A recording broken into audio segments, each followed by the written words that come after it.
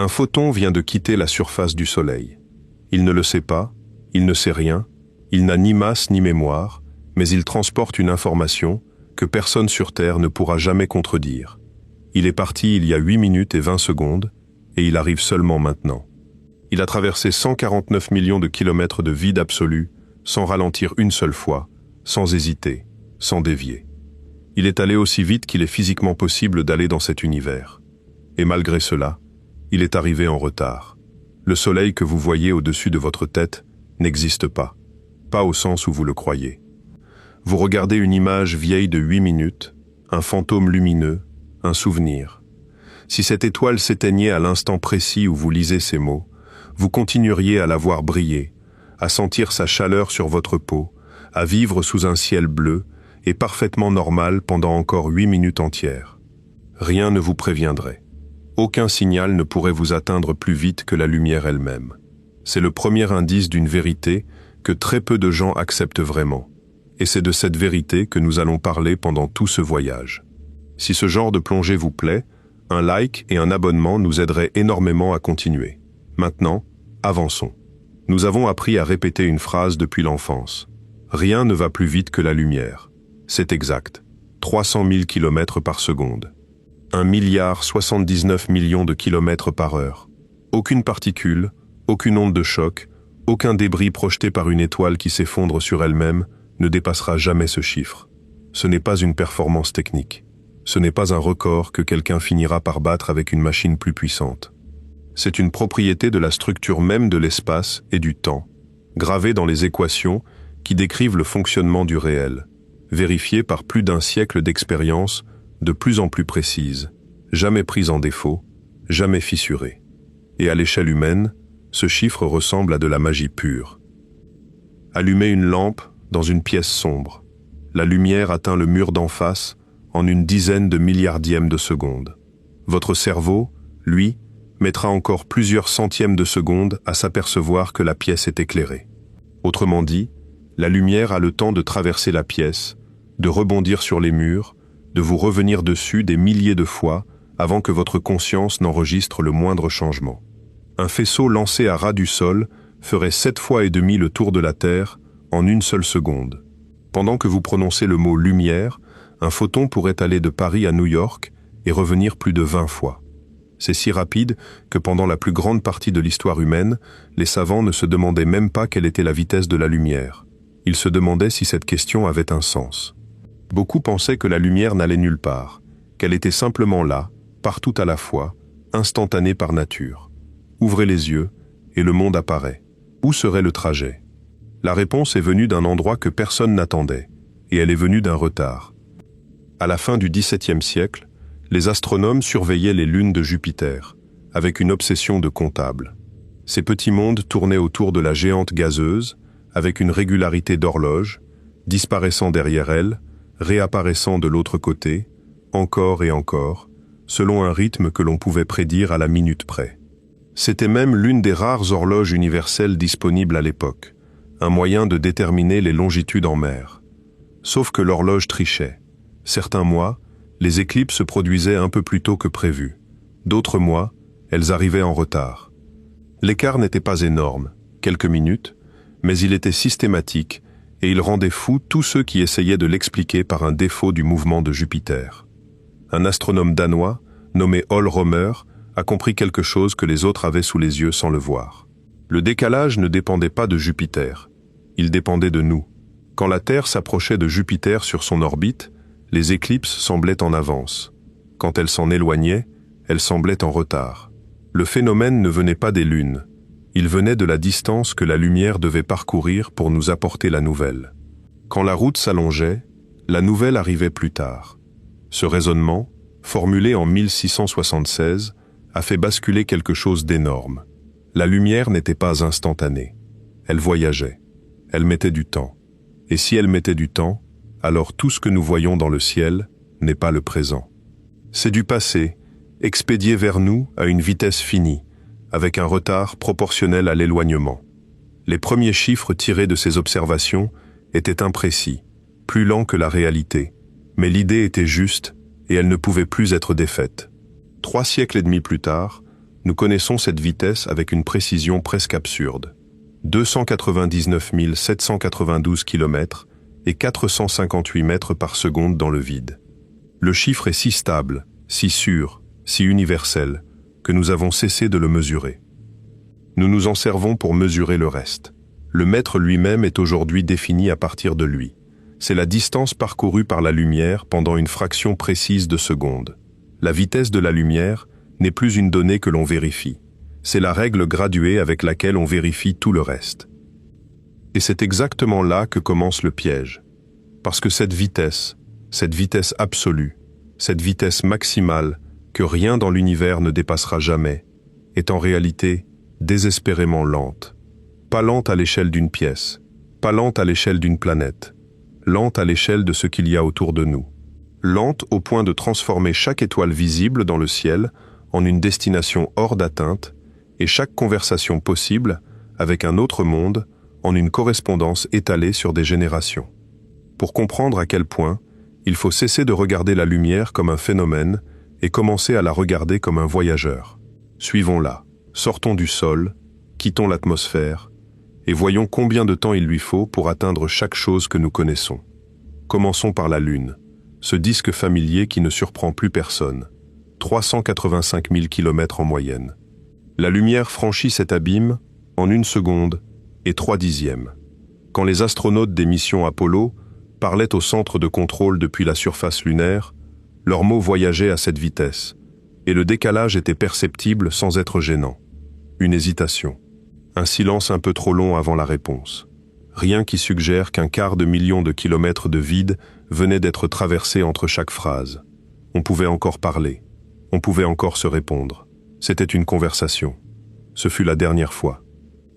Poussez plus loin, et la conversation meurt. Mars, notre voisine la plus proche, celle que nous rêvons de fouler depuis un siècle, se trouve à environ 55 millions de kilomètres quand tout est parfaitement aligné, et à plus de 400 millions quand elle passe de l'autre côté du Soleil. Selon le moment de l'année, un signal met entre 3 et 22 minutes pour l'atteindre. Ce détail, qui semble anodin sur le papier, a transformé la manière dont nous explorons cette planète. Imaginez la scène. Un rover roule lentement sur une plaine rougeâtre, à des dizaines de millions de kilomètres.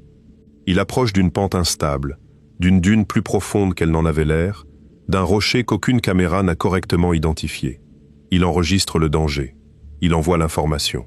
Sur Terre, dans une salle remplie d'ingénieurs qui n'ont pas dormi, l'alerte s'affiche sur les écrans 11 minutes plus tard. On analyse, on décide, on tape la commande d'arrêt. Elle repart. 11 minutes encore. Quand l'ordre arrive enfin, une demi-heure s'est écoulée depuis l'instant du danger. Le rover a continué à rouler tout ce temps. L'accident, s'il devait arriver, a déjà eu lieu depuis longtemps. C'est pour cette raison que les machines envoyées sur Mars ne sont pas des marionnettes. Elles ne peuvent pas l'être. Il a fallu leur apprendre à décider seules, à reconnaître un obstacle, à choisir un chemin, à s'arrêter d'elles-mêmes, parce qu'aucun être humain ne peut les piloter en direct. Ce n'est pas une question de technologie de transmission, c'est une question de physique. Même avec l'antenne la plus parfaite jamais construite, même avec un émetteur alimenté par une étoile entière, le signal n'irait pas plus vite. Mars est déjà trop loin pour le temps réel. Et Mars est notre porte d'à côté. Continuons à nous éloigner, parce que c'est en s'éloignant que le paysage change vraiment. Jupiter, cette boule de gaz assez vaste pour avaler 1000 terres, se tient à une distance telle que la lumière met environ 40 minutes à nous en apporter l'image. Saturne et ses anneaux d'eau gelés, 1 heure et 20 minutes. Uranus, presque 3 heures.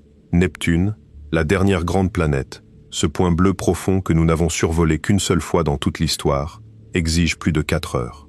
4 heures, à la vitesse maximale autorisée par l'univers, pour rester à l'intérieur de notre propre système solaire. Et pourtant, ce n'est encore rien, parce qu'il existe un objet fabriqué par des mains humaines qui a dépassé tout cela, et son histoire est peut-être le meilleur outil que nous ayons pour comprendre la taille réelle de ce qui nous entoure. En septembre 1977, une sonde a décollé de Floride sans que personne ne soupçonne vraiment ce qu'elle allait devenir. Voyager 1 devait étudier Jupiter et Saturne, prendre quelques images, mesurer quelques champs magnétiques, puis se taire. Elle a fait bien davantage. Elle a survolé les géantes exploité leur gravité comme un lanceur invisible pour gagner de la vitesse, et elle a filé droit vers l'extérieur, sans jamais s'arrêter, sans jamais ralentir, parce que dans le vide, il n'y a rien pour freiner un objet lancé.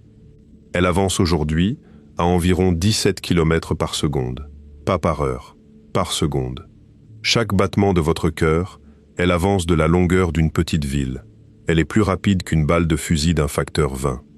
Elle a traversé le système solaire entier, franchi la limite où le vent de particules émis par le Soleil s'essouffle enfin et cède la place au milieu interstellaire. Et elle continue, seule, dans une obscurité que rien ne réchauffe. Ses instruments s'éteignent un par un. Ses générateurs, alimentés par la désintégration lente d'un combustible radioactif, perdent un peu de puissance chaque année, et les ingénieurs doivent choisir, comme des médecins devant un patient en fin de vie, quelle fonction débrancher pour que les autres survivent encore un peu. Elle est si loin qu'un ordre envoyé depuis la Terre met environ 22 heures à l'atteindre, presque une journée entière. On envoie une commande le matin, on attend le lendemain pour savoir si elle a été comprise. Voyager 1 est l'objet le plus lointain que l'humanité ait jamais produit. Elle a parcouru plus de 25 milliards de kilomètres. Et voici le chiffre qui devrait vous arrêter net. Après presque 50 ans de vol ininterrompu, à une vitesse que rien de vivant ne pourrait supporter, elle n'a pas couvert un 400e d'une seule année-lumière. Pas un 400e de la distance qui nous sépare de l'étoile la plus proche. Un 400e de la plus petite unité de mesure que les astronomes utilisent pour parler des étoiles. Il faut s'arrêter sur cette unité, parce que c'est elle qui va tout changer. Une année-lumière est la distance parcourue par la lumière en une année complète de course. 300 000 km par seconde, sans interruption, sans pause, pendant 365 jours. Cela donne un peu plus de 9 400 milliards de kilomètres. Un nombre que l'esprit humain ne peut pas se représenter, parce que notre cerveau n'a jamais eu besoin de compter au-delà de ce qu'un troupeau ou une récolte pouvait contenir. Alors essayons autrement. Imaginez que vous réduisiez tout le système solaire à la taille d'une pièce à vivre. Le Soleil deviendrait un ballon posé au centre. La Terre serait un grain de poussière tournant à quelques pas. Neptune flotterait dans un coin de la pièce. Voyager 1, après un demi-siècle, serait quelque part près du mur. Et l'étoile la plus proche, elle ne serait pas dans la maison, elle ne serait pas dans le quartier. Elle serait à des centaines de kilomètres, de l'autre côté du pays, séparée de votre salon par un vide absolument total, sans un seul objet, sans une seule lumière, sans un seul repère sur toute la longueur du trajet. Cette étoile la plus proche s'appelle Proxima Centauri. Elle appartient à un ensemble de 3 soleils liés par la gravité, dont 2 ressemblent assez aux nôtres, tandis que Proxima est une naine rouge modeste, sombre, si peu lumineuse qu'aucun œil humain ne peut la distinguer sans instrument, alors qu'elle est notre voisine immédiate. Elle se trouve à 4 années-lumière et 3 mois, environ 40 000 milliards de kilomètres. Reprenez ce chiffre lentement. La lumière, la chose la plus rapide de l'univers, celle qui fait 7 fois et demi le tour de la Terre en 1 seconde, celle qui traverse notre système solaire en quelques heures, a besoin de 4 ans et 3 mois pour arriver là-bas. Un faisceau qui part aujourd'hui n'arrivera qu'en fin de décennie. Une génération de matériel scientifique aura vieilli. Des enfants seront nés et auront appris à marcher. Des gouvernements auront changé. Et le faisceau sera toujours en route, dans le noir, sans avoir croisé quoi que ce soit. Et il s'agit de la porte d'à côté, le voisin le plus proche. Sur les centaines de milliards d'étoiles que contient notre galaxie, il n'y en a aucune de plus accessible que celle-là. En 2016, cette étoile modeste est devenue soudainement l'objet le plus surveillé du ciel, parce que des astronomes ont confirmé qu'une planète tournait autour d'elle. Une planète d'une masse comparable à celle de la Terre, située à une distance de son étoile, où l'eau pourrait, en principe, rester liquide en surface.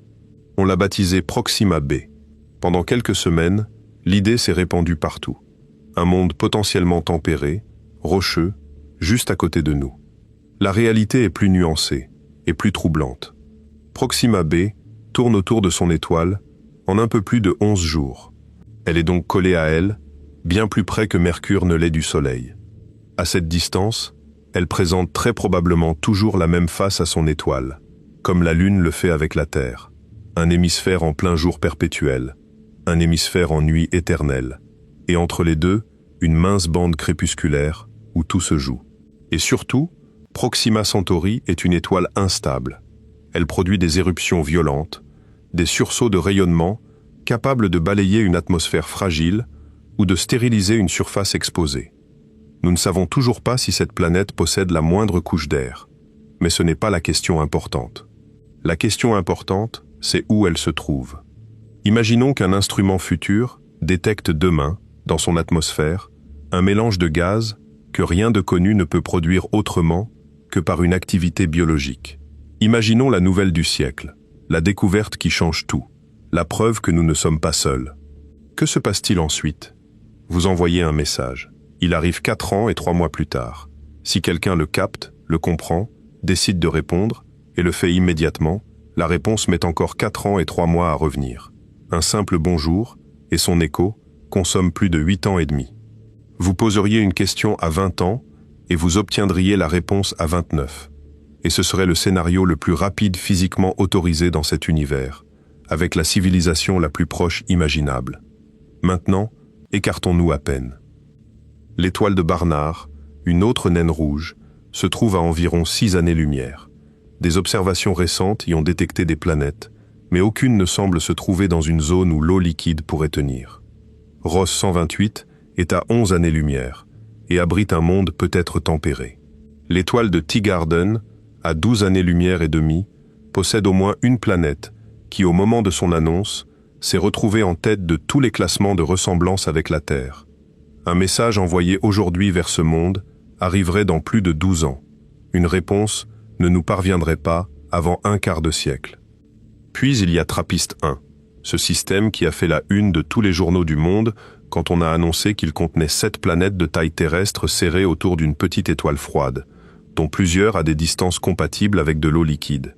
7 mondes, un système entier, comme un jouet cosmique parfaitement rangé. C'est aujourd'hui l'une des cibles les plus étudiées par les télescopes spatiaux. TRAPPIST 1 se trouve à environ 40 années-lumière. La lumière qui en part aujourd'hui arrivera ici dans 40 ans. Un signal envoyé d'ici y parviendra dans 40 ans. Si des instruments existaient là-bas pour observer notre planète, ils verraient la Terre telle qu'elle était 4 décennies plus tôt. D'autres villes, d'autres frontières, d'autres visages, d'autres inquiétudes. Ils ne verraient pas notre présent. Ils ne pourraient pas. Notre présent, pour eux, n'existe tout simplement pas encore. Et 40 années-lumière, à l'échelle de notre galaxie, c'est un pas de fourmi. Le disque visible de la Voie lactée s'étend sur au moins 100 000 années-lumière, et certaines mesures suggèrent qu'en incluant les régions périphériques les plus diffuses, l'ensemble pourrait être bien plus large encore. Le centre galactique, ce noyau dense où les étoiles se pressent les unes contre les autres autour d'un trou noir supermassif de plusieurs millions de masses solaires, se trouve à environ 26 000 années-lumière de nous. Ce qui signifie ceci: la lumière qui quitte le cœur de notre galaxie aujourd'hui n'atteindra pas la Terre avant 26 000 ans. Et la lumière que nos télescopes captent en ce moment même en provenance de cette région est partie à une époque où l'humanité entière tenait dans quelques campements dispersés, où les grandes villes n'existaient pas, où aucune langue écrite n'avait encore été inventée.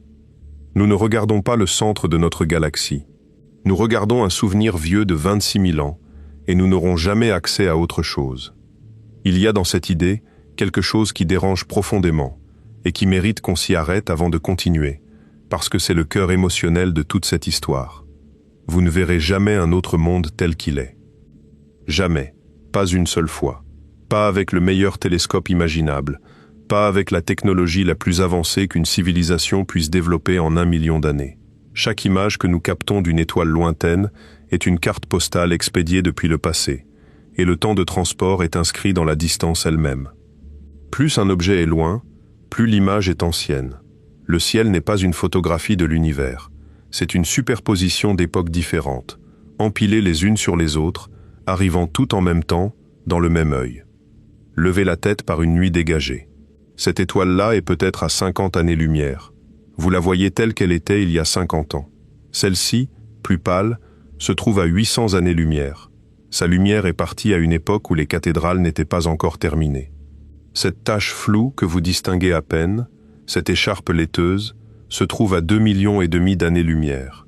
C'est une galaxie entière, notre plus proche grande voisine, et l'image que vous en recevez a traversé un gouffre si vaste qu'elle a quitté sa source bien avant que quiconque sur Terre ait pu la contempler. Certaines de ces étoiles n'existent probablement plus. Elles ont pu exploser, s'effondrer, s'éteindre, se transformer en autre chose. Nous continuons à les voir briller, exactement comme nous continuerions à voir notre Soleil pendant 8 minutes après sa disparition. Le ciel est rempli de lumière dont nous ne pouvons pas garantir qu'elle corresponde encore à quoi que ce soit. Et cela va plus loin que la simple nostalgie. À très grande distance, la notion même de « maintenant » cesse d'avoir un sens partagé. La physique nous apprend que deux observateurs éloignés, se déplaçant différemment l'un par rapport à l'autre, ne s'accordent pas sur ce qui se produit au même instant. Il n'existe pas d'horloge universelle, suspendue quelque part au-dessus de l'univers, égrenant un présent commun pour tout le monde.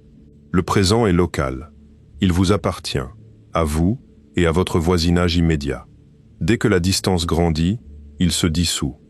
Autrement dit, demander ce qui se passe en ce moment précis, sur une planète située à 40 années-lumière, n'est pas une question difficile. C'est une question sans réponse. La question elle-même est mal construite. Nous vivons donc dans une situation étrange, presque cruelle dans sa géométrie. Nous pouvons voir, nous pouvons cataloguer. Nous pouvons analyser la composition chimique de l'atmosphère d'une planète située à des dizaines de milliers de milliards de kilomètres, en décomposant sa lumière comme on décompose un arc-en-ciel. Nous pouvons mesurer sa taille, estimer sa masse, calculer sa température, deviner s'il y a des nuages. Mais nous ne pouvons pas y aller. Et nous ne pouvons pas parler avec ce qui s'y trouve autrement qu'en acceptant des délais qui dépassent la durée d'une carrière, d'une vie, parfois d'une civilisation. Voir n'est pas atteindre, observer n'est pas arriver. Et c'est d'autant plus douloureux que le nombre de choses à voir est devenu vertigineux. Il y a une trentaine d'années, nous ne connaissions aucune planète en dehors de notre propre système. Aucune.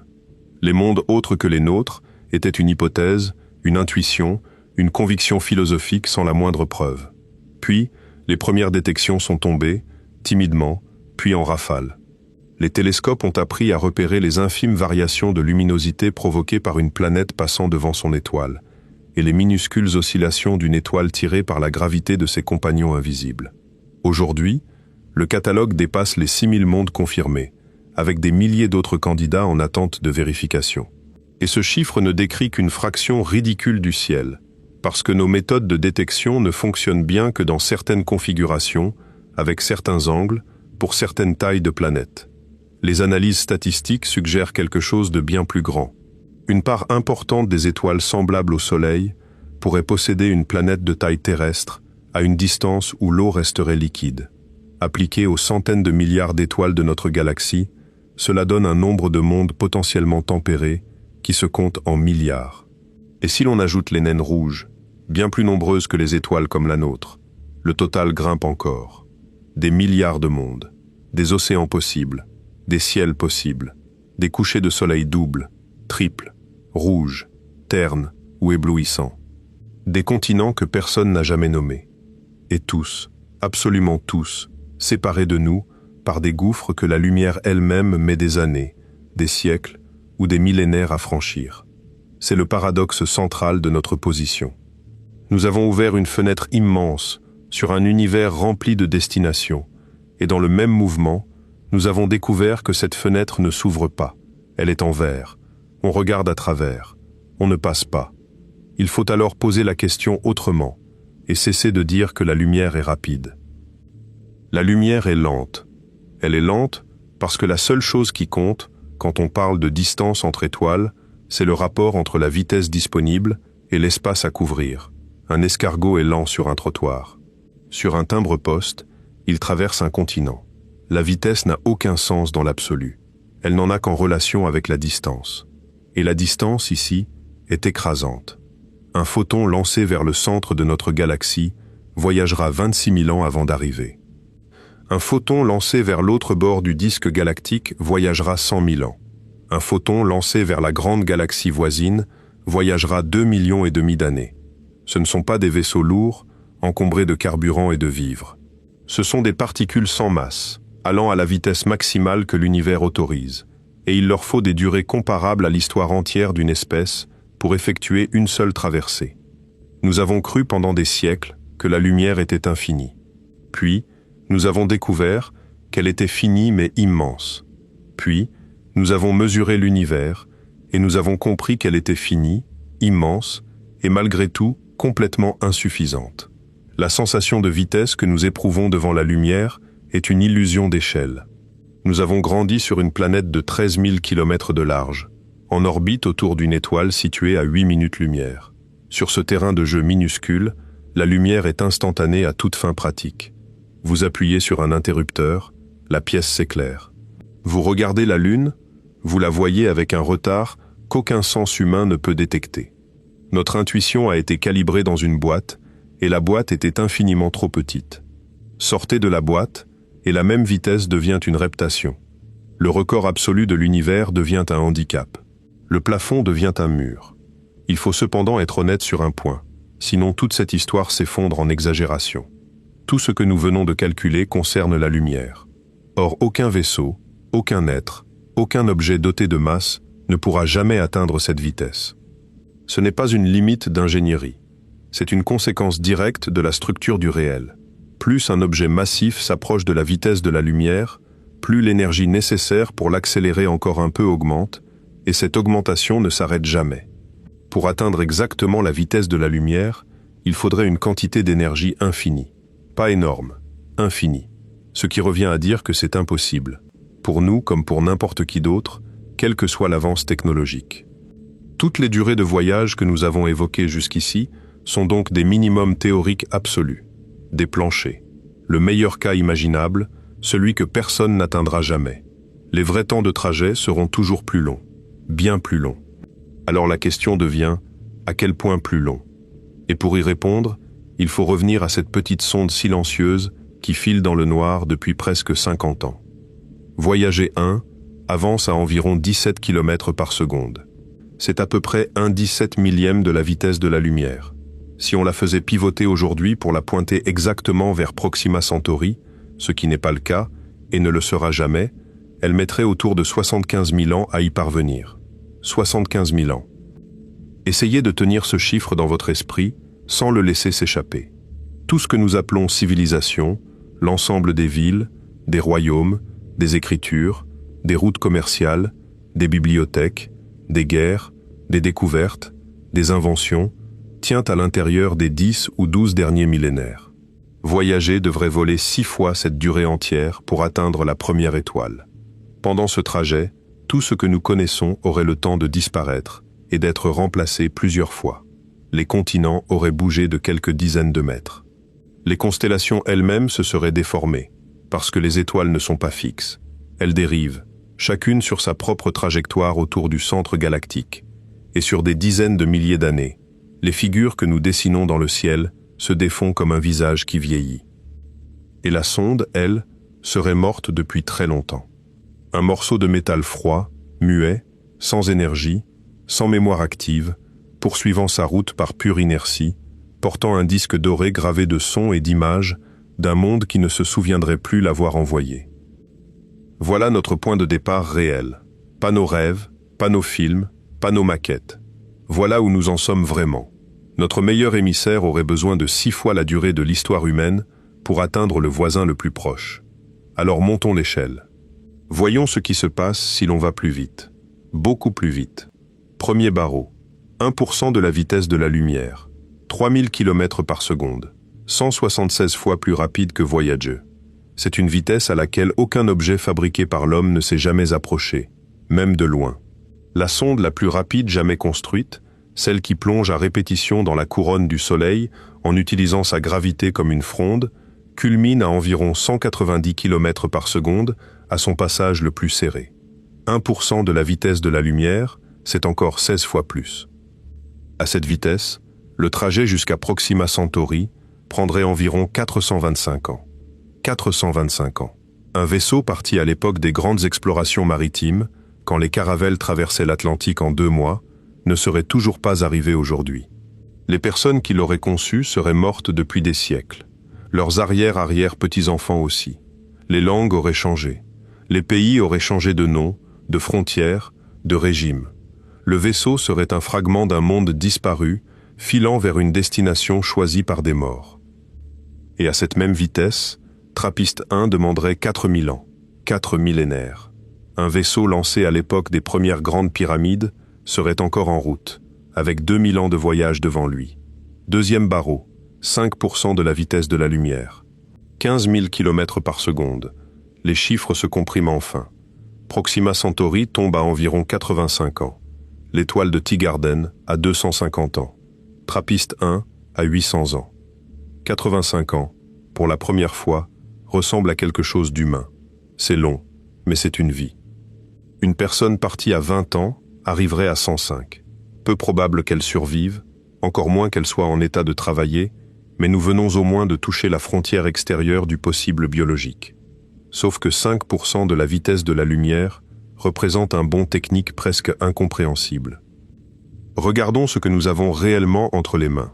Toutes les fusées jamais lancées fonctionnent sur le même principe. On brûle un carburant, on éjecte les gaz brûlants par l'arrière, et le vaisseau part vers l'avant. Les meilleurs mélanges chimiques, hydrogène et oxygène liquide, expulsent leur gaz à environ 4,5 km par seconde. C'est suffisant pour arracher une capsule à la gravité terrestre, atteindre la Lune, poser des machines sur Mars. C'est absolument dérisoire pour traverser un vide de 40 000 milliards de kilomètres.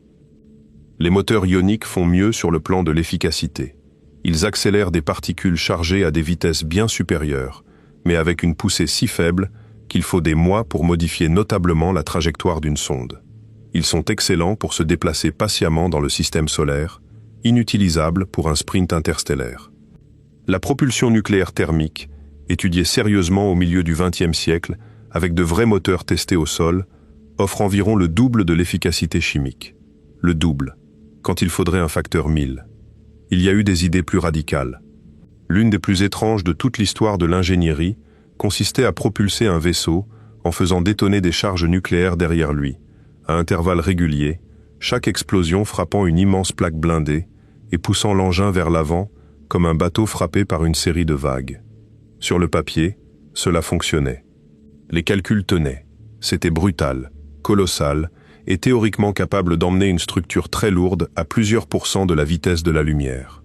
Le projet n'a jamais quitté les bureaux d'études, pour des raisons évidentes, mais il reste l'un des rares concepts qui aurait pu être construit avec la technologie de son époque. Puis, dans les années 70, un groupe d'ingénieurs britanniques a passé plusieurs années à concevoir la première étude sérieuse et détaillée d'une sonde interstellaire. Le résultat était monstrueux. Un engin pesant plusieurs dizaines de milliers de tonnes au départ, propulsé par une série ininterrompue de micro-explosions de fusion déclenchées par faisceaux, capable d'atteindre environ 12% de la vitesse de la lumière. Sur le papier, encore une fois, cela tenait debout. Dans la réalité, deux détails posaient problème. Le premier, aucun moteur à fusion capable de produire une poussée continue n'a jamais été construit, et ne l'est toujours pas. Le second, le carburant. L'étude prévoyait des dizaines de milliers de tonnes d'un isotope si rare sur Terre qu'il aurait fallu, pour en réunir assez, aller le récolter dans l'atmosphère d'une planète géante. Autrement dit, pour lancer une sonde vers une étoile, il fallait d'abord industrialiser Jupiter. Et cette sonde ne devait pas s'arrêter à l'arrivée. Elle devait traverser le système cible à pleine vitesse, prendre ce qu'elle pouvait, pendant quelques heures, et continuer dans le vide pour l'éternité. Troisième barreau, 10% de la vitesse de la lumière, 30 000 km par seconde. Là, quelque chose de nouveau apparaît. Proxima Centauri passe à environ 42 ans de trajet. Une personne partie à 25 ans arriverait à 67. C'est dur, c'est long, c'est destructeur pour un corps humain enfermé des décennies en apesanteur, dans un volume clos, mais cela tient dans une seule vie. Beaucoup de chercheurs considèrent ce seuil comme le minimum absolu pour envisager une mission habitée vers l'étoile la plus proche. Mais regardez ce qui se passe dès qu'on s'écarte de cette cible unique.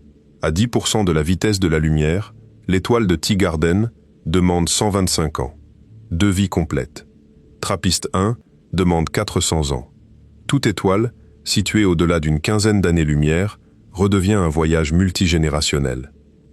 Autrement dit, Même en atteignant une vitesse 1700 fois supérieure à celle de notre meilleure sonde actuelle, le nombre de destinations accessibles en une vie humaine se compte sur les doigts d'une main, peut-être moins. Et il faudrait encore que l'une d'elles vaille le voyage. Reste le dernier barreau sérieusement étudié, 20% de la vitesse de la lumière, 60 000 km par seconde. À cette vitesse, Proxima Centauri est à environ 21 ans. Les données mettraient encore 4 ans à revenir. Une mission complète, du lancement au premier cliché reçu sur Terre, tiendrait en 25 ans. Un ingénieur ayant participé au lancement à 30 ans pourrait analyser les images à 55. C'est la première fois que l'interstellaire entre dans le cadre d'une carrière humaine. Et c'est pour cette raison qu'un projet ambitieux a été annoncé au milieu des années 2010, financé à hauteur de 100 millions de dollars par un investisseur passionné et soutenu publiquement par certains des scientifiques les plus connus de l'époque. Mais il faut comprendre ce que ce projet proposait exactement, parce que c'est là que l'histoire devient réellement vertigineuse. Il ne s'agissait pas d'un vaisseau. Il ne s'agissait même pas d'une sonde au sens habituel du terme. L'objet devait peser environ 1 gramme, la masse d'un trombone. Une puce électronique, avec une caméra minuscule, quelques capteurs, une source d'énergie microscopique et un émetteur laser de la taille d'un ongle, fixé à une voile réfléchissante de quelques mètres de côté, aussi fine qu'une pellicule de savon. Le principe, on ne l'emporte pas, on la pousse. Une batterie de laser installée au sol, d'une puissance combinée de 100 gigawatts, concentre son faisceau sur la voile pendant une dizaine de minutes. La pression de la lumière fait le reste. En quelques centaines de secondes, la puce passe de 0 à 60 000 km par seconde, puis dérive librement pendant 20 ans. 100 gigawatts. Pour situer, cela correspond à peu près à la puissance électrique totale d'un pays de taille moyenne, produite en continu, puis focalisée sur une surface plus petite qu'une chambre à coucher, sans en gaspiller une fraction significative. Chaque élément de ce plan touchait aux limites du possible. La voile devait être presque parfaitement réfléchissante, car si elle absorbait ne serait-ce qu'une infime fraction de 100 gigawatts, elle se vaporiserait instantanément. Pas fondre, se vaporiser, en une fraction de seconde. Le matériau devait donc renvoyer la quasi-totalité de l'énergie reçue, tout en restant assez léger pour être accéléré, et assez rigide pour ne pas se déchirer ou se froisser sous une pression capable de la déformer. L'électronique devait survivre à une accélération de plusieurs milliers de fois la gravité terrestre pendant toute la phase de poussée, puis fonctionner sans panne pendant 2 décennies dans un environnement où le froid, le rayonnement et l'impact des grains de poussière détruisent progressivement tout ce qui passe. Et à l'arrivée, il fallait envoyer les données. Un émetteur de la taille d'une pièce de monnaie, alimenté par une source dérisoire, devait produire un signal détectable après avoir traversé 4 années-lumière. C'est comparable à essayer de faire remarquer une bougie allumée à quelqu'un placé sur un autre continent, en plein jour, à travers un brouillard. Le projet a fini par s'arrêter. Sur les 100 millions promis, seule une petite fraction avait été réellement dépensée, répartie sur une trentaine de contrats de recherche, et l'ensemble a été placé en suspens indéfini. Les obstacles n'étaient pas des détails à polir. C'étaient des problèmes non résolus, chacun capable à lui seul de faire échouer la mission. Et rappelez-vous, tout cela, cette débauche de puissance, ces matériaux impossibles, ce budget national d'énergie concentré en 10 minutes, c'était pour envoyer 1 gramme.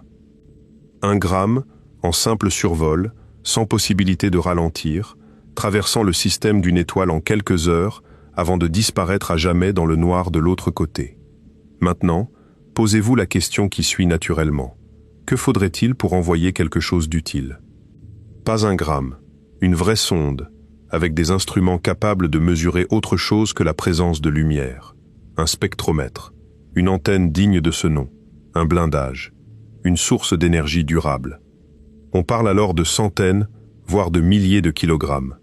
Et si l'on veut envoyer des êtres vivants, avec de l'air recyclé, de l'eau recyclée, de la nourriture produite en circuit fermé, une protection contre le rayonnement, des réserves, des pièces de rechange, un espace habitable qui ne rende pas fou en 40 ans, on parle de dizaines de milliers de tonnes.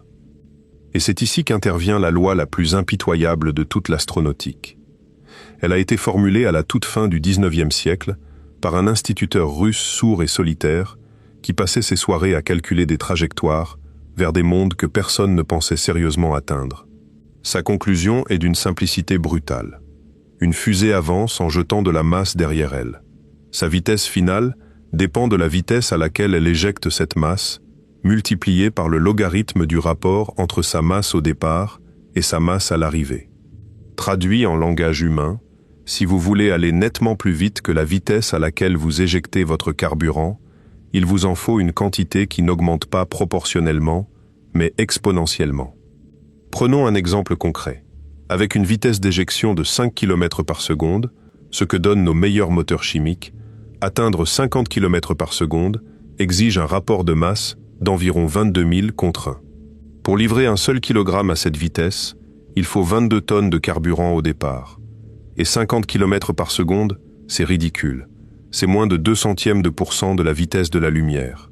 À ce rythme, Proxima Centauri est à 25 000 ans. Pour atteindre un seul % de la vitesse de la lumière avec de la chimie, le rapport de masse devient un nombre qui n'a plus aucune signification physique. Il faudrait davantage de carburant qu'il n'existe de matière dans l'univers observable pour accélérer un unique kilogramme. Ce n'est pas une exagération rhétorique. C'est le résultat direct du calcul. Les fusées chimiques ne sont pas insuffisantes pour l'interstellaire. Elles sont hors sujet. Elles appartiennent à une autre catégorie de problèmes. C'est pourquoi toutes les propositions sérieuses abandonnent la combustion et se tournent vers le noyau atomique. Là, les chiffres changent d'univers. La fission d'1 kg de matière nucléaire libère environ 1 million de fois plus d'énergie que la combustion d'1 kg de mélange chimique. La fusion fait encore mieux. Mais même là, on se heurte très vite à un mur. Calculons ce qu'il faut réellement pour lancer quelque chose de modeste à 10% de la vitesse de la lumière. Définissons modeste avec générosité. Une sonde robotique d'1 tonne, le poids d'une petite voiture. Pas d'équipage, pas de vivres, pas de blindage lourd. L'énergie cinétique d'1 tonne, se déplaçant à 30 000 km par seconde, s'élève à environ 450 millions de milliards de joules. Ce nombre ne dit rien tant qu'on ne le compare pas. Alors comparons.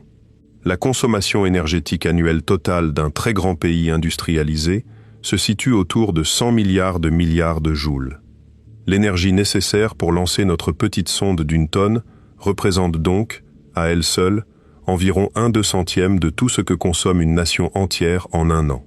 Pour un objet de la taille d'une voiture, allant seulement à 1/10 de la vitesse de la lumière, sans ralentir à l'arrivée.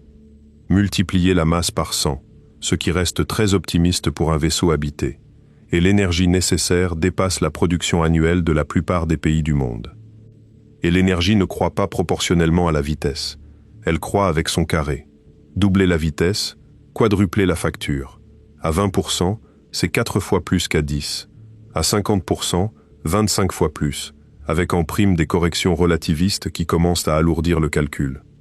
À 90%, ces corrections deviennent dominantes, et la facture explose bien au-delà de ce que la formule classique laisserait croire.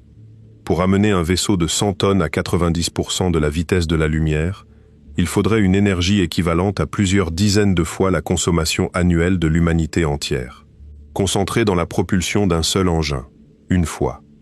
Et ce n'est pas une question de patience. On ne peut pas répartir cette dépense sur 1000 ans. L'énergie doit être présente, stockée, disponible, transportable et libérée pendant la phase d'accélération. Ce qui signifie qu'elle doit être embarquée sous une forme quelconque, ce qui ajoute de la masse, ce qui augmente l'énergie nécessaire, ce qui exige plus de carburant, ce qui ajoute encore de la masse. La spirale ne se referme jamais gentiment. Elle se referme en accélérant. Face à cette spirale, les chercheurs ont toujours cherché la même échappatoire, augmenter la vitesse d'éjection. Plus le carburant sort vite, moins il en faut. C'est la seule variable qui permette de dompter l'exponentielle. La fusion, si elle devenait maîtrisable, offrirait des vitesses d'éjection de l'ordre de plusieurs pourcents de la vitesse de la lumière. Cela ramènerait le rapport de masse d'un vaisseau visant 10% à des valeurs presque raisonnables, une dizaine ou une vingtaine contre 1. Difficile, mais concevable en théorie. Sauf que la fusion contrôlée reste, après plus de 70 ans de recherche et des dizaines de milliards investis, un objectif non atteint sur Terre. Le plus grand réacteur expérimental jamais construit, assemblé pièce par pièce, dans le sud de la France, par une coalition internationale, n'a pas encore commencé ses opérations complètes, après des décennies de retard et de dépassements budgétaires. Et il s'agit d'un bâtiment, d'une structure immobile, de la taille d'un stade, avec des aimants gigantesques et un refroidissement industriel. Transformer cela en un moteur compact, léger, fiable, capable de fonctionner en continu pendant des années sans intervention humaine, dans le vide, sans maintenance, représente un saut supplémentaire dont personne ne connaît la difficulté réelle, parce que personne n'a franchi la première étape. Alors on regarde plus haut. On regarde la source d'énergie la plus dense que la physique connaisse, l'antimatière. Quand une particule rencontre son homologue d'antimatière, les deux disparaissent complètement et se convertissent intégralement en énergie. 100% de la masse. Rien n'est perdu, rien ne reste. La fission convertit environ 1/1000 de la masse. La fusion, moins d'1/100. L'annihilation convertit tout. Un seul kilogramme d'antimatière, rencontrant 1 kilogramme de matière ordinaire, libérerait une énergie colossale, suffisante pour propulser une sonde à une fraction significative de la vitesse de la lumière. Sur le papier, c'est le carburant parfait. Compact, léger, incomparablement puissant. Puis on regarde la production. La totalité de l'antimatière jamais fabriquée par l'ensemble des accélérateurs de particules de la planète, depuis le tout premier jusqu'à aujourd'hui, se compte en quelques milliardièmes de grammes. Pas quelques grammes, quelques milliardièmes de grammes. Produire un gramme complet coûterait, avec les méthodes actuelles, des sommes qui dépassent le produit intérieur brut mondial et prendrait un temps qui se compte en âge géologique. Mais il existe un problème bien plus profond avec l'antimatière, et il est presque toujours passé sous silence. L'antimatière n'est pas une source d'énergie, c'est un moyen de stockage, et c'est un moyen de stockage catastrophiquement inefficace. Pour fabriquer de l'antimatière, il faut d'abord dépenser de l'énergie. On accélère des particules à très haute vitesse, on les fait entrer en collision, et une infime fraction de l'énergie de l'impact se matérialise sous forme de paires particules-antiparticules. La conservation de l'énergie s'applique avec une rigueur absolue. On ne peut pas obtenir en sortie plus qu'on a mis en entrée. Dans la pratique, le rendement actuel se mesure en milliardièmes de %. Pour chaque milliard de joules injectés dans un accélérateur, quelques joules seulement ressortent sous forme d'antimatière exploitable. Le reste part en chaleur, en rayonnement, en particules inutiles. Et même un procédé théoriquement parfait ne pourrait jamais faire mieux que l'équilibre. L'énergie minimale nécessaire pour créer une antiparticule est exactement égale à l'énergie qu'elle libérera en s'annihilant. Au mieux, on récupère ce qu'on a mis. Dans le monde réel, où aucune conversion n'est parfaite, on récupère toujours moins. Autrement dit, une civilisation qui voudrait alimenter un vaisseau à l'antimatière devrait d'abord produire, par un autre moyen, la totalité de l'énergie du voyage. Puis payer un péage gigantesque pour la convertir en antimatière. Puis stocker cette antimatière sans la perdre pendant toute la préparation et tout le trajet. Ce qui nous amène au dernier problème, et il est cruel. L'antimatière s'annihile au contact de n'importe quelle matière ordinaire. Elle ne peut donc toucher aucune paroi, aucun réservoir, aucune molécule de gaz résiduel. Elle doit être maintenue en lévitation dans un vide parfait par des champs électromagnétiques, dans des pièges qui existent aujourd'hui, mais qui ne contiennent qu'un nombre dérisoire de particules pendant des durées limitées. Passer de quelques milliers d'antiparticules à des tonnes et les garder parfaitement isolées pendant des décennies, sans une seule défaillance, sans une seule coupure d'alimentation, relève d'une ingénierie qui n'existe même pas sous forme théorique. L'antimatière ne résout pas le problème énergétique du voyage interstellaire. Elle le déplace et elle l'enveloppe d'une couche supplémentaire d'inefficacité qui rend l'addition finale encore plus lourde que le calcul brut ne le suggérait. C'est précisément pour contourner tout cela que la voile laser a séduit tant de chercheurs. L'idée est élégante, ne pas emporter l'énergie, la laisser au sol. Le vaisseau ne transporte aucun carburant, sa masse peut donc être réduite à presque rien, et la tyrannie du rapport de masse disparaît d'un coup. L'installation qui produit le faisceau reste sur place, peut être agrandie progressivement, réutilisée pour des dizaines de lancements, alimentée par n'importe quelle source disponible. Mais la voile laser porte en elle un défaut qui annule une grande partie de sa promesse. Un faisceau pousse. Il ne tire pas. Il peut accélérer un objet en l'éloignant de la source. Il ne peut pas le ralentir à l'arrivée, parce que la source est restée derrière, à des années-lumière. Un vaisseau à voile arrivant à 20% de la vitesse de la lumière traverserait tout le système visé en quelques heures, prendrait ce qu'il peut et repartirait dans le vide pour toujours. Pas d'orbite, pas d'atterrissage, pas d'observation prolongée, un clin d'œil, puis l'oubli. À cela s'ajoute la diffraction. Un faisceau lumineux, même parfaitement collimaté, s'élargit avec la distance. Plus l'émetteur est petit, plus il s'élargit vite. Pour maintenir une tâche assez concentrée sur une voile de quelques mètres, pendant plusieurs millions de kilomètres d'accélération, il faut un réseau d'émetteurs étalé sur des kilomètres, parfaitement synchronisé, avec une précision de pointage qui dépasse tout ce que nous savons faire. Et cela nous conduit à la dimension la plus négligée, la plus sous-estimée, et probablement la plus décisive de tout le problème, le freinage. Chaque discussion sur le voyage interstellaire tourne autour de la même question. À quelle vitesse peut-on partir? Presque personne ne pose la question suivante. Comment s'arrête-t-on? Arriver ne suffit pas. Traverser un système à 60 000 km par seconde, ce n'est pas une exploration. C'est un frôlement.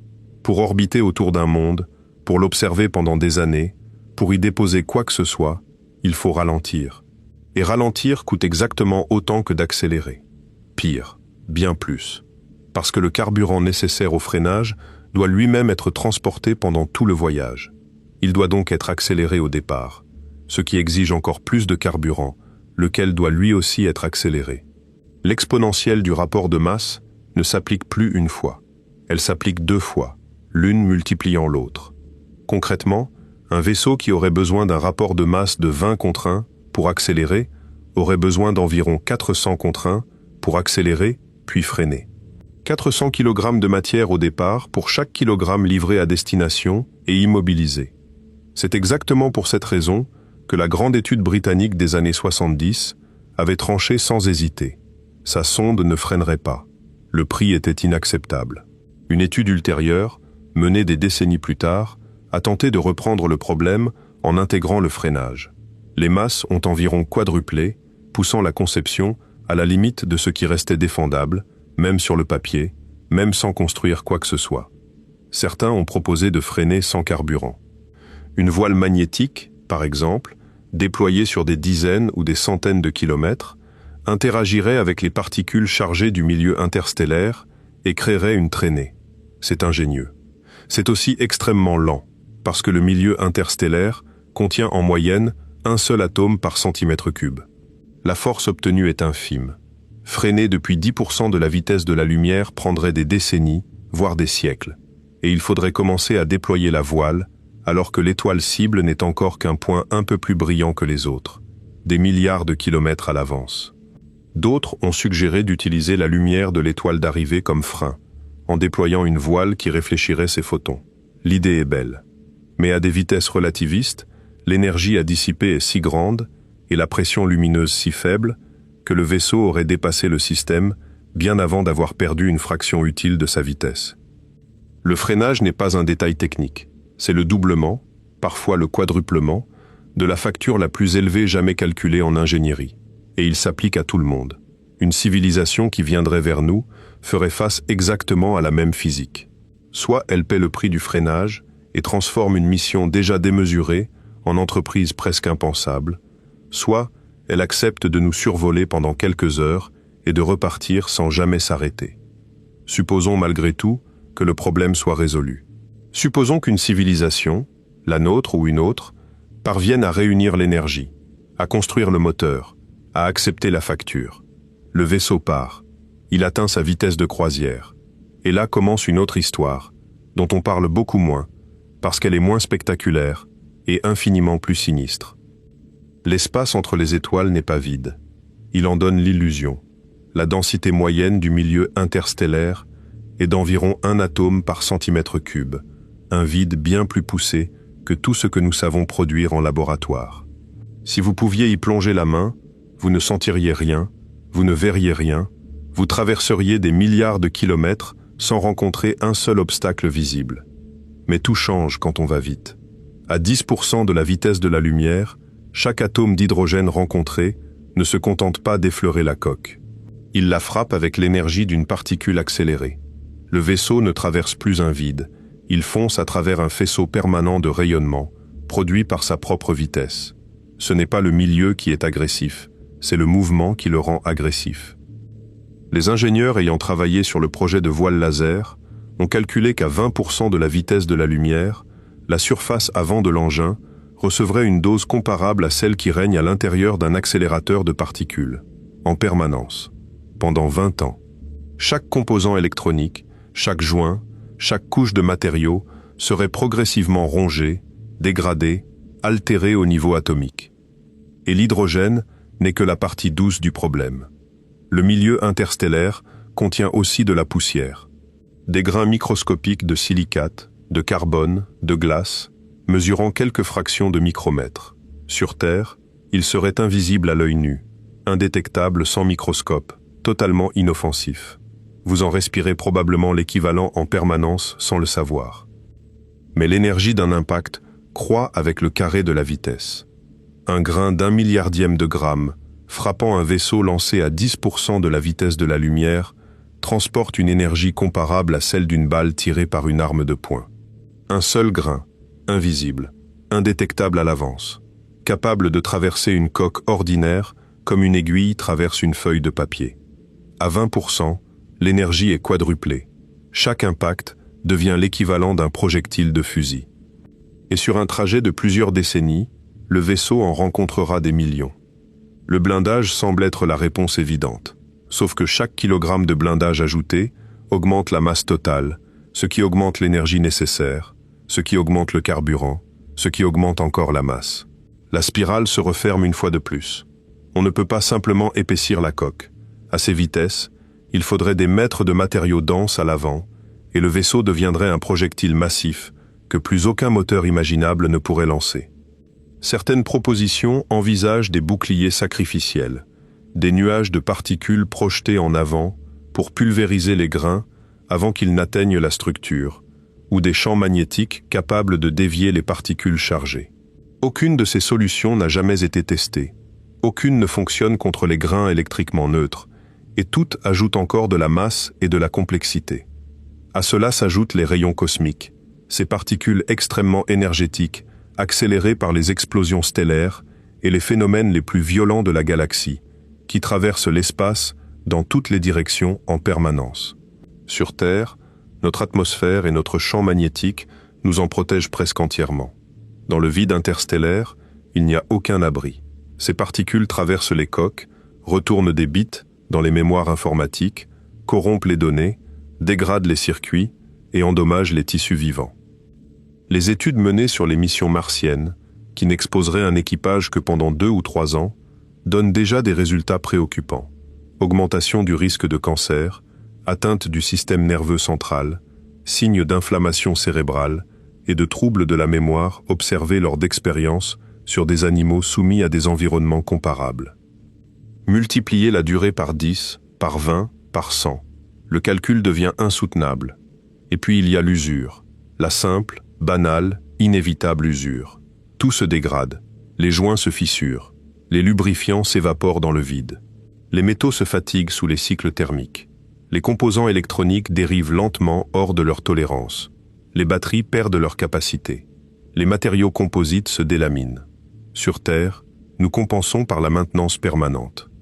La Station spatiale internationale, la structure la plus complexe jamais assemblée en orbite, exige un flux continu de pièces de rechange, de réparation, d'intervention humaine, et malgré cela, elle montre des signes évidents de vieillissement après environ un quart de siècle d'exploitation. Un vaisseau interstellaire n'aurait aucun ravitaillement, aucune pièce venue de l'extérieur, aucun secours possible. Chaque composant devrait soit durer toute la mission, soit être réparable uniquement avec ce qui se trouve à bord, y compris les outils pour fabriquer les outils. Les 2 sondes Voyager représentent notre meilleur exemple réel de longévité spatiale. Elles fonctionnent depuis presque 5 décennies, ce qui est déjà miraculeux. Et elles s'éteignent lentement, instrument par instrument, à mesure que leur source d'énergie décline et que leur électronique vieillit. Étendre cette durée de vie à des siècles, en ajoutant par-dessus le bombardement de poussière relativiste et l'irradiation permanente, représente un défi sans aucun précédent. Ce point mérite d'être souligné parce qu'il change la nature du problème. Les longs voyages ne sont pas simplement longs. Ils sont destructeurs. Chaque année supplémentaire de trajet augmente la probabilité qu'un système critique lâche, qu'un impact perce une paroi, qu'une donnée essentielle se corrompe. Le temps n'est pas une contrainte passive, c'est un adversaire actif qui ronge la mission à chaque seconde. Il existe même un problème dont presque personne ne parle, et qui est pourtant redoutable, visée. Les étoiles bougent. Elles ne sont pas accrochées à une voûte. Chacune décrit sa propre orbite autour du centre galactique, avec sa propre vitesse, sa propre direction. Proxima Centauri se déplace par rapport à nous. Sur 40 ans, ce déplacement est déjà mesurable. Sur 400 ans, il est considérable. Sur 40 000 ans, l'étoile ne sera plus du tout au même endroit du ciel. Un vaisseau ne doit donc pas viser l'étoile telle qu'on la voit. Il doit viser l'endroit où elle sera au moment de son arrivée, en tenant compte de sa propre vitesse, de la position exacte de la planète cible sur son orbite, des perturbations gravitationnelles rencontrées en chemin, et de la lente dérive de sa trajectoire, due aux impacts et aux fuites microscopiques. Sur des décennies, une erreur d'un millionième de degré au départ devient un écart de milliards de kilomètres à l'arrivée. Il faudrait donc corriger la trajectoire pendant le vol. Ce qui exige du carburant, des capteurs fonctionnels, une navigation autonome et une capacité de calcul survivant à des décennies d'irradiation dans un environnement où aucune aide extérieure ne pourra jamais arriver à temps. Chaque solution ajoute une contrainte. Chaque contrainte ajoute une masse. Chaque masse ajoute une facture. Et la facture, on l'a vu, ne s'additionne pas, elle se multiplie. Jusqu'ici, nous avons parlé de machines, de masse, de joules, de rapport de carburant. Mais si l'on veut envoyer des êtres vivants, une contrainte entièrement différente entre en scène, et elle ne se négocie pas. La durée d'une vie. Un être humain, même dans les meilleures conditions médicales imaginables, dépasse rarement 110 ou 120 ans. Dans les pays les plus favorisés, l'espérance de vie tourne autour de 80. Cela signifie qu'un voyage de 40 ans à 10% de la vitesse de la lumière vers l'étoile la plus proche est théoriquement survivable pour un équipage jeune et en bonne santé, à condition que la médecine, l'apesanteur, le rayonnement et l'isolement psychologique ne détruisent pas ce que le temps épargne. Mais dès qu'on double la distance, tout s'effondre. Une étoile à 20 années-lumière, à la même vitesse, demande 200 ans. Aucun être humain vivant aujourd'hui ne verra la fin d'un tel voyage. Personne. Et cette limite ne concerne probablement pas que nous. Nous ne savons rien de la biologie qui pourrait exister ailleurs, mais nous connaissons les contraintes générales qui pèsent sur tout organisme complexe. Les cellules accumulent des dommages. Les mécanismes de réparation s'usent. Les déchets métaboliques s'accumulent plus vite qu'ils ne sont éliminés. Un organisme, quel qu'il soit, finit par céder. Même si une espèce vivait 5 fois plus longtemps que nous, 500 ans, un voyage de 1000 ans vers une étoile située à 100 années-lumière dépasserait encore largement sa fenêtre biologique. La réponse classique à ce problème s'appelle le vaisseau générationnel. L'idée est simple à formuler et terrifiante à examiner. On ne construit pas un véhicule, on construit un monde, une structure assez vaste pour contenir une population entière, avec ses cultures, ses réserves, ses ateliers, son air recyclé indéfiniment, son eau qui tourne en boucle, sa lumière artificielle réglée pour imiter des saisons qui n'existent plus. L'équipage qui part n'est pas celui qui arrive. Les enfants naissent à bord, grandissent à bord, meurent à bord et transmettent la mission à leurs propres enfants. Arrêtons-nous un instant sur ce que cela signifie vraiment, parce que le vertige n'est pas technique. Il est humain. Imaginez un enfant né dans un couloir. Il apprend à marcher sur un plancher métallique. Il n'a jamais vu la pluie. Il n'a jamais vu un horizon, jamais vu une ligne où la terre rencontre le ciel, jamais senti un vent qui ne sortait pas d'une bouche d'aération. On lui montre des images d'un monde bleu, on lui explique que ses arrière-grands-parents y sont nés, et on lui dit que ses propres arrière-petits-enfants verront peut-être un autre monde, différent, éclairé par une autre étoile. Entre ces deux mondes, il n'y a que lui. Il n'a rien choisi. Il n'a pas voté pour partir. Il n'arrivera nulle part. Toute son existence, du premier au dernier jour, se déroulera dans le trajet. Il est un maillon, et il le sait. Combien de générations accepteraient cela? Non pas une, non pas 2, mais 30, 50, 100. Aucune organisation humaine n'a jamais maintenu un objectif cohérent pendant une telle durée.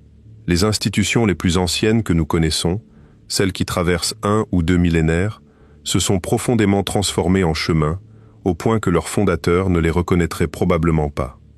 Les langues dérivent au point de devenir incompréhensibles en quelques siècles. Les priorités changent. Les connaissances techniques se perdent quand plus personne ne comprend pourquoi une procédure existe. Sur un vaisseau, cette dérive n'est pas une curiosité sociologique. C'est un risque mortel. Si, à la 12e génération, plus personne ne sait réparer le système de recyclage de l'eau parce que les 3 spécialistes sont morts d'une épidémie et que le manuel a été rangé quelque part sans être compris, la mission s'arrête. Pas de secours, pas de retour. Personne ne saura jamais ce qui s'est passé. Et il y a les questions que personne n'aime poser. Que se passe-t-il si une partie de l'équipage décide, au bout de 2 siècles, qu'elle ne veut plus continuer? Que faire d'un conflit interne dans un espace clos dont on ne peut pas sortir? Comment maintenir une diversité génétique suffisante avec une population qui doit rester assez petite pour être nourrie, mais assez grande pour rester viable? Les généticiens estiment ce seuil à plusieurs centaines, voire plusieurs milliers d'individus, ce qui multiplie d'autant la taille et la masse du vaisseau, et donc l'énergie, et donc le coût. L'alternative souvent évoquée est la suspension biologique. Endormir l'équipage, ralentir son métabolisme, arrêter presque le vieillissement et le réveiller à l'arrivée. Les images sont familières, les capsules givrées, les visages paisibles derrière une vitre embuée. La réalité est moins poétique. Aucune technique ne permet aujourd'hui de congeler puis de ranimer un organisme complexe. Le problème principal est d'une banalité désarmante. L'eau se dilate en gelant. Les cristaux de glace déchirent les membranes cellulaires de l'intérieur. Il existe des techniques de refroidissement ultra rapides qui évitent la formation de cristaux. Et elles fonctionnent, mais sur des échantillons minuscules et sur certains organes isolés, dans des conditions de laboratoire très contrôlées. Passer de là à un corps humain entier, avec son cerveau, ses milliards de connexions, son réseau vasculaire complet, puis le ramener intact, relève encore entièrement de la spéculation. Et il faudrait que le système fonctionne sans défaillance pendant des décennies, dans un vaisseau irradié, sans technicien éveillé pour intervenir. Il reste un dernier obstacle, et c'est peut-être le plus subtil de tous. Il ne concerne ni la biologie, ni la mécanique, ni l'énergie. Il concerne le temps lui-même, et la manière dont il rend toute décision de départ irrationnelle. Imaginez qu'une civilisation lance un vaisseau vers une étoile située à 100 années-lumière, à 5% de la vitesse de la lumière. Le voyage durera 2000 ans. Pendant ces 2000 ans, la civilisation qui l'a envoyée continue d'exister. Elle progresse, elle invente. Elle améliore ses moteurs. 3 siècles après le départ, elle est capable d'atteindre 10%. Elle lance un second vaisseau, qui rattrapera et dépassera le premier bien avant l'arrivée. 2 siècles plus tard, elle atteint 20% et lance un troisième, qui dépassera les 2 autres. Le premier équipage, celui qui a tout sacrifié, arriverait à destination pour y trouver une colonie déjà installée depuis des siècles, fondée par des gens partis longtemps après eux, leur voyage entier, leurs générations entières, leur héritage, tout cela deviendrait rétrospectivement inutile. La conclusion logique est qu'il ne faut jamais partir tant qu'on n'est pas certain qu'aucun vaisseau futur ne nous doublera. Autrement dit, il faut attendre que la technologie soit mature. Mais la technologie ne cesse jamais de progresser. Il y aura toujours une raison d'attendre encore un peu. Toujours un moteur meilleur en préparation. Toujours un argument pour repousser. Et donc la mission ne part jamais. C'est un piège d'une élégance glaçante. Il ne s'appuie sur aucune loi physique. Il s'appuie uniquement sur la rationalité. Une civilisation parfaitement raisonnable, disposant de ressources considérables et d'une véritable volonté d'explorer, pourrait passer des dizaines de milliers d'années à ne jamais lancer sa première mission interstellaire, simplement parce qu'attendre est toujours le meilleur calcul. Combien de civilisations, si elles existent, sont peut-être assises exactement là où nous sommes, contemplant le même ciel, refaisant les mêmes calculs, arrivant à la même conclusion et reportant le départ d'un siècle de plus. Il y a 75 ans, lors d'un déjeuner entre physiciens dans un laboratoire américain, une conversation banale sur les objets volants non identifiés a dérivé, comme souvent, vers la question des autres mondes. Puis l'un des convives, un homme réputé pour sa capacité à estimer n'importe quoi de tête, a posé une question toute simple, presque distraite. Où sont-ils donc? La question est restée. Elle a traversé les décennies. Elle a engendré des centaines d'articles, des dizaines de théories. Et elle continue de hanter tous ceux qui regardent le ciel avec un peu d'attention. Le raisonnement est simple. Notre galaxie est ancienne, immense, remplie d'étoiles et de mondes. Si des civilisations peuvent apparaître, elles ont eu tout le temps nécessaire. Certaines auraient pu émerger des milliards d'années avant nous. Et pourtant, le ciel est silencieux. Le système solaire est vide. Aucun vaisseau, aucune sonde, aucune structure artificielle, aucun signal confirmé. Les explications proposées sont nombreuses. Peut-être que la vie complexe est extraordinairement rare. Peut-être que les civilisations technologiques ont une durée de vie très courte. Peut-être qu'elles choisissent délibérément de rester discrètes. Peut-être qu'elles communiquent d'une manière que nous ne savons pas détecter. Mais il existe une réponse beaucoup plus simple, beaucoup plus solide et beaucoup plus ancrée dans la physique que toutes les autres. Nous l'avons construite morceau par morceau depuis le début. Ils ne peuvent pas venir. Pas parce qu'ils n'existent pas. Pas parce qu'ils ne le veulent pas. Parce que la distance, l'énergie, le freinage, l'usure et le temps forment ensemble un obstacle que ni l'intelligence ni la technologie ne peuvent supprimer. Et ici, il faut faire une distinction que presque tout le monde oublie, parce qu'elle change complètement la conversation. Il existe 3 choses très différentes qu'une civilisation lointaine pourrait faire, et leur difficulté n'a rien de comparable. La première est nous observer. C'est de loin la plus facile. La lumière de notre planète part dans toutes les directions en permanence. Un observateur suffisamment équipé, situé à des dizaines ou des centaines d'années-lumière, pourrait détecter la Terre, analyser la composition de son atmosphère, remarquer la présence simultanée de gaz qui, en temps normal, ne devraient pas coexister. Tout cela sans bouger de chez lui, sans dépenser une once d'énergie de propulsion. Il lui suffit d'avoir de bons instruments et de la patience. La deuxième est nous envoyer un message. C'est plus difficile, mais parfaitement possible. Un signal électromagnétique voyage à la vitesse de la lumière. Il suffit de le diriger et d'attendre. Le seul coût est le délai. 4 ans depuis l'étoile la plus proche. 40 ans depuis TRAPPIST-1. 26 000 ans depuis le centre galactique. La communication existe, mais elle se déroule à une échelle où une question et sa réponse peuvent couvrir la totalité de l'histoire écrite d'un peuple. La troisième est venir physiquement. Envoyer de la matière. Un objet, une machine, un être. Et c'est incomparablement plus dur que les 2 autres réunis. Il ne s'agit plus de laisser voyager de la lumière, mais d'accélérer de la masse, de la protéger pendant des décennies, de la freiner à l'arrivée, et de garder un but cohérent pendant tout ce temps. Confondre ces 3 choses est la source de la plupart des malentendus. On entend souvent « la galaxie est vieille, donc ils auraient eu le temps de venir ». Mais cette phrase mélange la portée d'un regard et la portée d'un voyage. On peut observer un monde situé à 1000 années-lumière. On peut lui envoyer un message. S'y rendre, à 10% de la vitesse de la lumière, demande 10 000 ans et une quantité d'énergie qui mettrait à genoux une civilisation entière. La question de Fermi ne porte pas sur l'absence de voisins. Elle porte sur l'absence de présence physique. Et la réponse la mieux étayée par la physique connue est simplement que cette présence physique coûte trop cher, prend trop de temps et échoue trop souvent. Il faut d'ailleurs être honnête sur un autre point, parce qu'il est souvent présenté à l'envers. Nous n'avons pas vraiment cherché. Nos programmes d'écoute du ciel, aussi remarquables soient-ils, n'ont exploré qu'une fraction infime des fréquences possibles, dans une fraction infime des directions possibles, pendant une fraction infime du temps. Comparer cela à une fouille sérieuse de la galaxie, c'est comme plonger un verre dans l'océan, ne pas y trouver de poissons, et conclure que la mer est vide. Et nos propres émissions, on imagine souvent nos ondes radio se propageant fièrement dans la galaxie, portant nos voix vers des oreilles inconnues.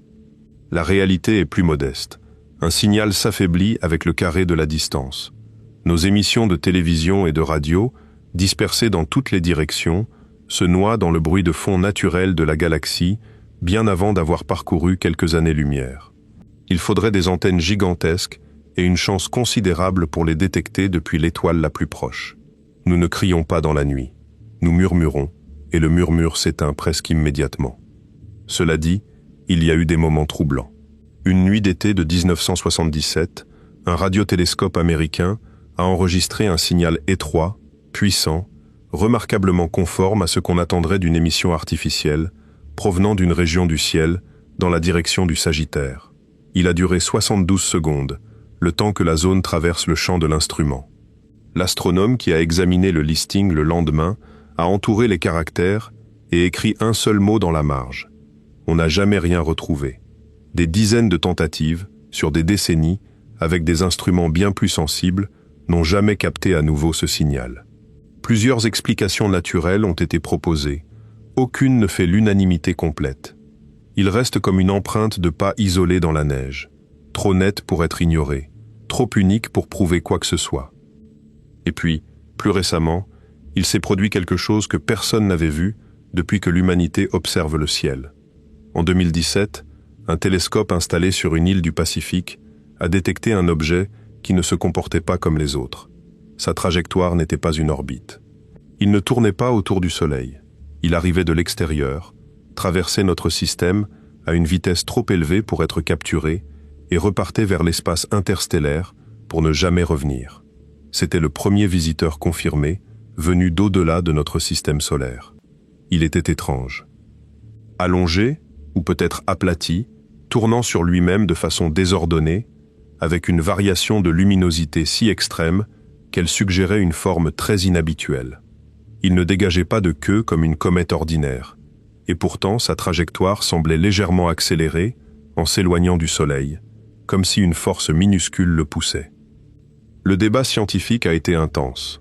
La grande majorité des chercheurs y voit un fragment naturel, un morceau arraché à un autre système, riche en glace exotique, sculpté par des millions d'années de vide. Quelques voix ont proposé des hypothèses plus audacieuses. Aucune preuve n'a jamais tranché, et l'objet est parti sans nous laisser le temps de l'examiner correctement. 2 ans plus tard, un second visiteur interstellaire a été repéré, celui-là beaucoup plus reconnaissable, une comète classique avec sa chevelure de gaz et de poussière, mais venue elle aussi d'ailleurs. Puis un troisième a été détecté quelques années après. Ces objets nous disent quelque chose d'important, et ce n'est pas ce qu'on croit. Ils prouvent que la matière circule entre les systèmes stellaires. Des morceaux de mondes lointains passent réellement près de nous. La galaxie n'est pas hermétiquement cloisonnée. Mais regardez leur vitesse. Ils voyagent à quelques dizaines de kilomètres par seconde. C'est le rythme naturel des débris qui dérivent entre les étoiles. À cette allure, il leur a fallu des centaines de milliers, voire des millions d'années pour venir de leur système d'origine. Ils sont la preuve que la traversée est possible, et en même temps, la démonstration parfaite du temps qu'elle exige. Ils ne sont pas des messagers. Ils sont des naufragés, portés par la gravité et la patience, arrivés chez nous par hasard, après une errance plus longue que toute l'histoire de notre espèce.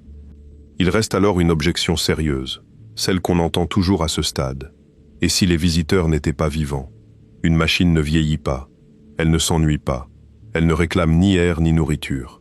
Elle peut, en théorie, fonctionner pendant des millénaires si on lui donne une source d'énergie et une électronique assez résistante. C'est l'idée la plus élégante jamais proposée pour coloniser une galaxie sans jamais quitter sa maison. Une sonde arrive dans un système stellaire, y trouve des matières premières, se reconstruit en plusieurs exemplaires et envoie chaque copie vers un système voisin. Chaque copie recommence. La progression est exponentielle. Même à 1 ou 2% de la vitesse de la lumière, une telle vague pourrait théoriquement toucher chaque étoile de la galaxie en 10 à 100 millions d'années. C'est long à l'échelle humaine. C'est un battement de cils à l'échelle galactique, moins d'1% de l'âge de la Voie lactée. Si une seule civilisation, n'importe où, à n'importe quel moment des derniers milliards d'années, avait lancé une telle vague, ces machines devraient déjà être ici. Elles ne le sont pas, ou nous ne les voyons pas. Mais ce raisonnement repose sur une pile d'hypothèses que l'on énonce rarement à voix haute. Il suppose qu'une machine capable de se reproduire intégralement, en extrayant, raffinant et assemblant tous ses composants à partir de matériaux bruts trouvés sur place, peut être construite. Nous n'avons jamais rien fabriqué qui s'en approche, même de très loin. Il suppose que cette machine peut recopier son propre programme des milliers de fois sans accumuler d'erreurs fatales, alors que le seul système autorépliquant que nous connaissions, le vivant, commet des erreurs en permanence malgré des mécanismes de correction extrêmement sophistiqués. Il suppose surtout que rien ne casse la chaîne. Un seul maillon défaillant, un système stellaire pauvre en métaux, une panne logicielle, un impact malheureux, et toute une branche de la propagation s'éteint définitivement. Et même en accordant tout cela, une sonde autoréplicante ne résout pas le problème du contact. Elle résout le problème de la présence. Une machine arrivant dans notre système ne serait pas une civilisation. Ce serait un objet, porteur d'informations sur des créateurs peut-être disparus depuis des millions d'années, situés à des dizaines de milliers d'années-lumière. Lui parler ne servirait à rien. Sa réponse à ses fabricants mettrait des millénaires à partir, et autant à revenir. Alors on se tourne vers l'ultime espoir, celui que la fiction a rendu familier, contourner la vitesse de la lumière, plutôt que de la subir. Les équations qui décrivent la géométrie de l'espace et du temps autorisent, sur le papier, des solutions étranges, des tunnels reliant deux régions éloignées sans traverser l'espace intermédiaire, des bulles dans lesquelles l'espace se contracte à l'avant et se dilate à l'arrière, déplaçant un vaisseau sans qu'il bouge par rapport à son environnement immédiat, ce qui ne violerait pas la règle locale de la vitesse limite. Ces solutions existent bel et bien en mathématiques, mais elles exigent toutes la même chose, une forme de matière ou d'énergie aux propriétés jamais observées, avec une densité d'énergie négative. Rien de tel n'a jamais été détecté, produit, ni même approché en laboratoire. Les premières versions de ces modèles réclamaient des quantités absurdes, comparables au contenu énergétique de l'univers observable. Des travaux ultérieurs ont considérablement réduit ces estimations, et certains chercheurs ont proposé des variantes n'utilisant que des énergies positives, mais les valeurs restent astronomiques et aucune n'a reçu la moindre confirmation expérimentale. Il faut nommer les choses avec précision. Ce ne sont pas des technologies, ce ne sont même pas des projets d'ingénierie, ce sont des solutions d'équations, des formes géométriques compatibles avec un cadre théorique qui décrivent ce que ferait l'espace si on lui appliquait des conditions que rien dans l'univers connu ne semble capable de produire. Et cela nous amène au malentendu le plus répandu de tous, l'idée qu'une civilisation suffisamment avancée finirait par dépasser les lois de la physique. Elle ne les dépassera pas. Elle apprendra à les exploiter mieux.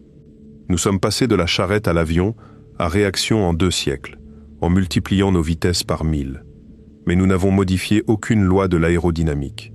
Nous avons trouvé des façons plus habiles de nous en servir. La différence est fondamentale. Il faut distinguer 2 catégories d'obstacles, et les confondre mène à toutes les illusions. Un obstacle d'ingénierie est quelque chose que rien n'interdit, mais que nous ne savons pas encore faire. Construire un réacteur à fusion compacte en est un. Un obstacle physique est quelque chose que la structure même du réel interdit, quelle que soit l'habileté de celui qui essaye. Dépasser la vitesse de la lumière dans le vide en est un. Le mur du son était un obstacle d'ingénierie. C'était une propriété de l'air, et un avion mieux conçu l'a franchi. La vitesse de la lumière n'est pas une propriété d'un milieu. C'est une propriété de l'espace et du temps eux-mêmes. Reste un dernier recours, et celui-là est réel, mesuré, confirmé par les expériences, la dilatation du temps. Plus un objet se déplace vite, plus le temps s'écoule lentement pour lui, du point de vue de celui qui le regarde passer. À 90% de la vitesse de la lumière, une année à bord correspond à un peu plus de 2 ans à l'extérieur. À 99%, le facteur passe à 7. À 99,9, il approche 22.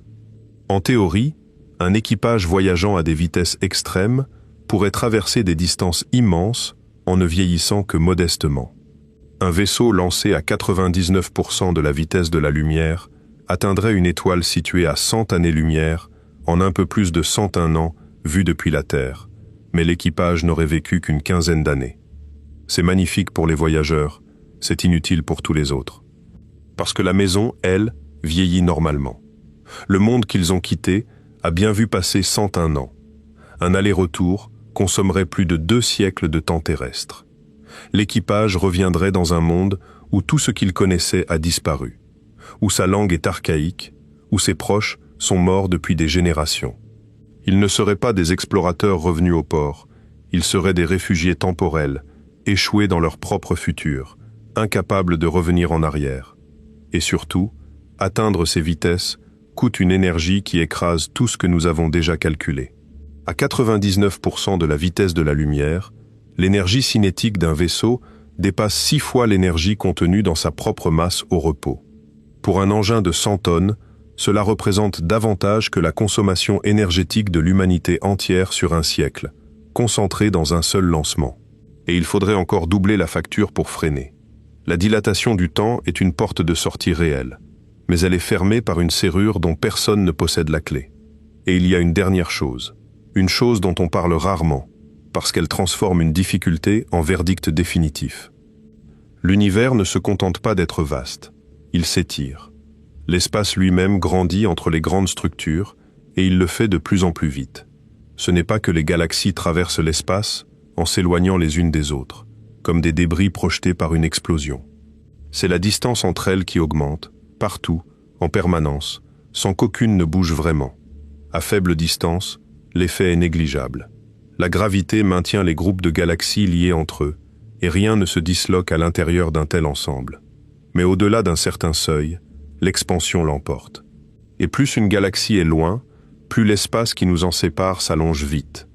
Il existe donc une frontière, une limite au-delà de laquelle un vaisseau parti aujourd'hui, même s'il voyageait exactement à la vitesse de la lumière, n'arriverait jamais.